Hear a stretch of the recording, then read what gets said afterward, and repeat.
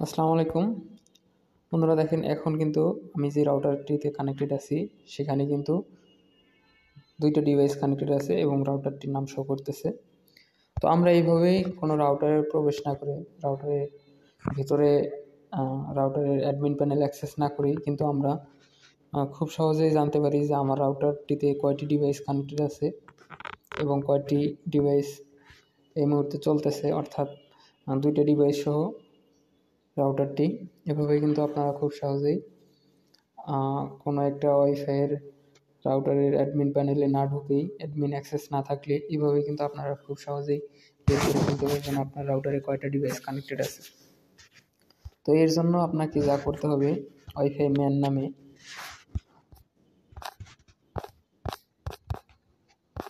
Man নামে যে অ্যাপ্লিকেশনটি আছে অ্যান্ড্রয়েড, সেটা আপনাকে গুগল প্লে স্টোরে যেতে হবে। প্লে স্টোরে যাওয়ার পরে আপনারা সার্চ করবেন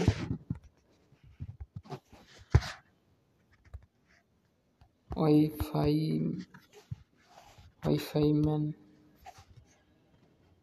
ম্যান লিখে সার্চ করবেন। আপনারা এই অ্যাপসটি ডাউনলোড করে নেবেন।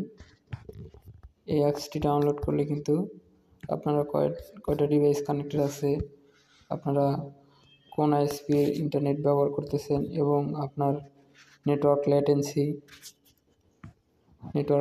ল্যাটেন্সিও কিন্তু দেখতে পারবেন। এছাড়া আপনি চাইলে স্পিড টেস্ট করতে পারবেন।